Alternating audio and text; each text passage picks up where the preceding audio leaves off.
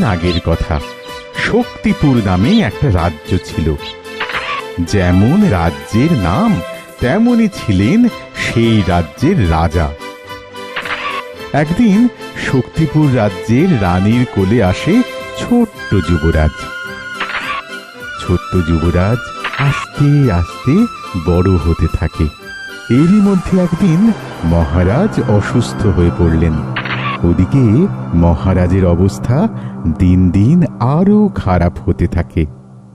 মহারাজের শরীর স্বাস্থ্যের অবনতির কথা পাঁচ কান হতেই শক্তিপুর রাজ্যে আক্রমণ করে শত্রুপক্ষ। যুদ্ধে শক্তিপুর রাজ্যের রাজা নিহত হন এবং শক্তিপুর রাজ্যের দখল নেয় শত্রুপক্ষ। শত্রুপক্ষের রাজা শক্তিপুর রাজ্যটা পেলেও দুটো জিনিস তিনি খুঁজে পাননি। এক হলো শক্তিপুর রাজ্যের বিপুল গুপ্তধনের খোঁজ, এবং দুই হলো সেই রাজ্যের যুবরাজকে।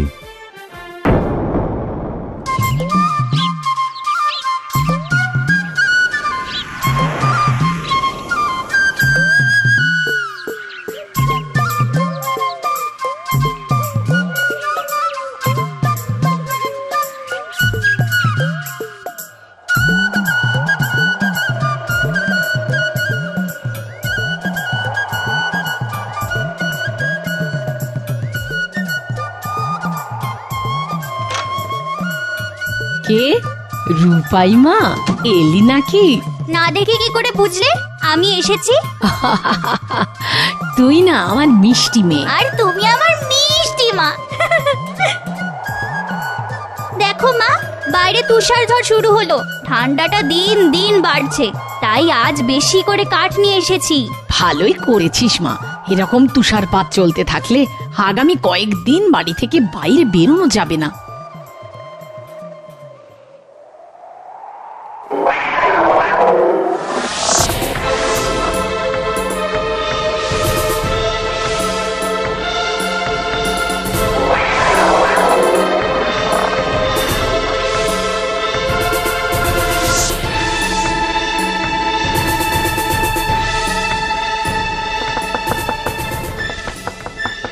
এত রাতে কে এলো? দাঁড়াও মা, আমি গিয়ে দেখে আসছি। থাক থাক থাক না, এত রাতে দরজা খোলা কি উচিত হবে মা? হতে পারে কোনো পথিকে তুষার ঝড়ে পথ হারিয়ে সাহায্যের জন্য আমাদের কাছে এসেছে। তাকে সাহায্য না করে ফিরিয়ে দেব, এ হয় নাকি?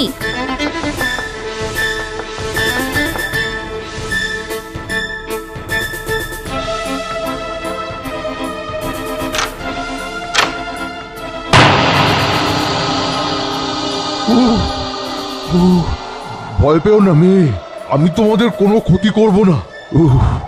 আমাকে আমাকে একটু গরম জল খাওয়াতে পারবে? তুমি তো ঠান্ডায় কাঁপছো। তুমি ভেতরে এসো ভাল্লুক। আগুনের নিজের পশমের সঙ্গে লেগে থাকা বরফগুলো গলিয়ে নাও। আমি তোমার জন্য গরম জলের ব্যবস্থা করছি। তুমি কত সুন্দর! যেমন তোমার রূপ তেমন সুন্দর তোমার মন।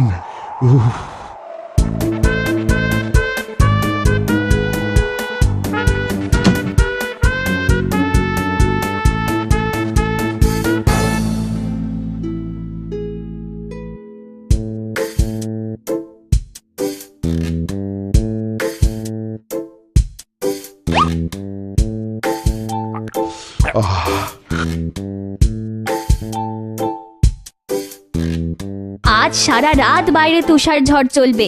তুমি তোমার বাড়ি ফিরবে কেমন করে ভাল্লুক?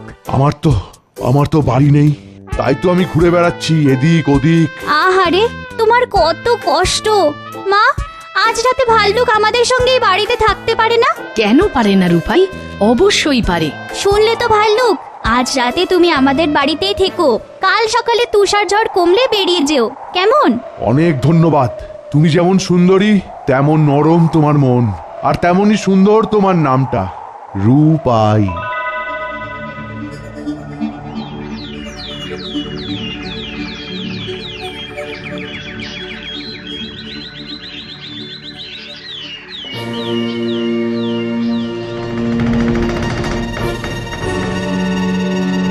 ভাল্লুক, ভাল্লুক, কোথায় তুমি?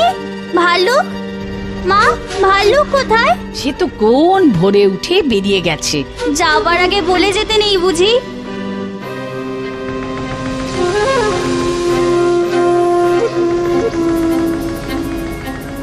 সেইবার ঠান্ডাটা অন্যবারের তুলনায় একটু বেশিই পড়েছিল। কি বন্ধুরা, তোমরা হয়তো ভাবছো যুবরাজ এবং গুপ্তধনের গল্পে ভাল্লুক আর রূপাই এলো কোত্থেকে। দাঁড়াও দাঁড়াও দাঁড়াও, একটু অপেক্ষা করো, কেমন? সব জানতে পারবে।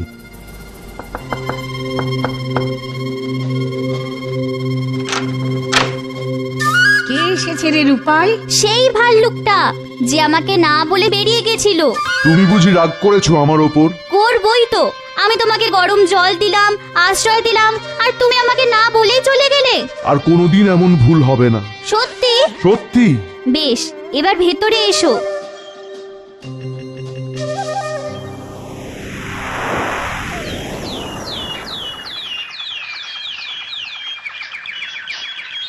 এবার আমি যাই? যাই বলতে নেই বন্ধু, বলো আসি।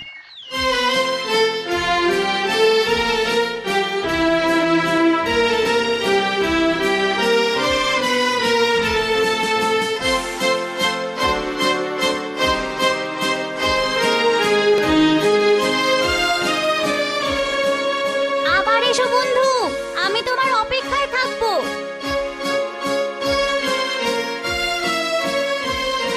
রূপাই ভাল্লুককে আবার আসতে বলেছিল, কিন্তু ভাল্লুক তো তার কোনো উত্তরই দেয়নি, শুধু মাথা নিচু করে চলে গিয়েছিল। তারপর থেকে রোজ রাতে রূপাই অপেক্ষা করত কখন দরজায় টোকা পড়বে। এইভাবে শীতকাল ফুরিয়ে এলো, কিন্তু সেই ভাল্লুক আর এলো না। রূপাই রোজ ভাবতো আজ বুঝি আসবে সে, কিন্তু না, ভাল্লুক আর কোনো দিন এলো না। কাঁদে না মা, কাঁদে না, লক্ষ্মী মা আমার, কাঁদে না বাবা, কাঁদে না মা। ভাল্লুকটা খুব বদমাশ, আর এলোই না। যাওয়ার আগে বলেও গেল না আর কোনোদিন আসবে না সে। কে বলেছে আর কোনোদিন আসবে না সে? আচ্ছা বেশ বেশ, তুই যখন ভাল্লুককে এতটাই চোখে হারাচ্ছিস, তখন তুই জানা গিয়ে খুঁজে নিয়ে আয় তাকে। সত্যি সত্যি যাবো আমি? যা মা, গিয়ে তাকে খুঁজে নিয়ে আয়।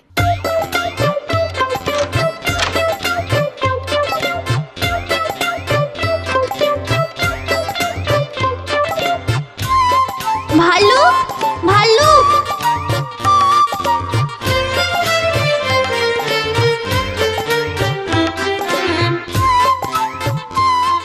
বন্ধু তুমি কোথায়? তুমি কি আমার কথা শুনতে পাচ্ছ? ভাল্লুক, বন্ধু ভাল্লুক, ও ভাল্লুক, কোথায় তুমি? তুমি কি আমার ডাক শুনতে পাচ্ছ? শুনতে পেলে সাড়া দাও।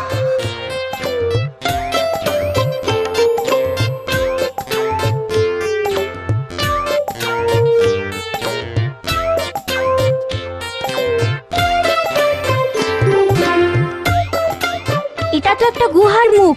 আমার বন্ধু এর ভিতরে নেই তো?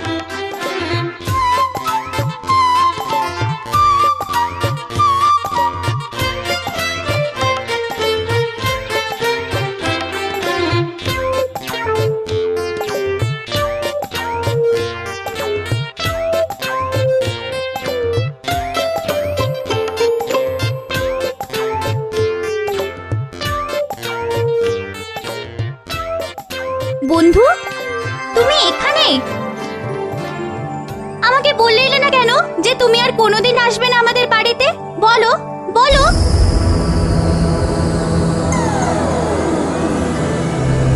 তোমাকে বলে আসলে কি তুমি আমাকে খুঁজতে খুঁজতে এখানে আসতে? আর তুমি এই গুহায় এসে আমাকে না ছুলে আমি যে সারা জীবন ভাল্লুক হয়েই থাকতাম। আমি যে কিছুই বুঝতে পারছি না। কে কে- কে তুমি? আর তুমি এতদিন ভাল্লুক সেজেছিলে কেন? ভাল্লুক সেজে নয়, সাজা ভোগ করছিলাম। আমি হলাম শক্তিপুর রাজ্যের যুবরাজ। আমি তখন অনেক ছোট। শক্তিপুর রাজ্যের সঙ্গে শত্রু রাজ্যের ভীষণ যুদ্ধ হয়।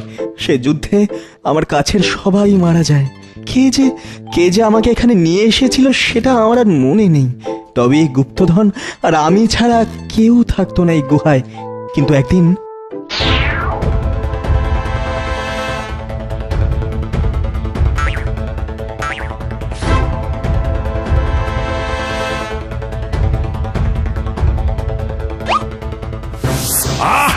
মূর্খ বালক, এ তুই কি করলি?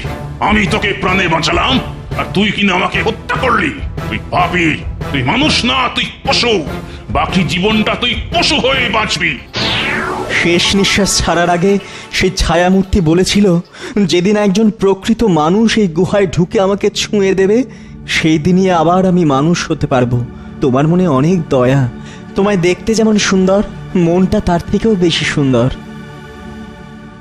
তুমি তুমি তুমি তো সেই সত্যিকারের মানুষ।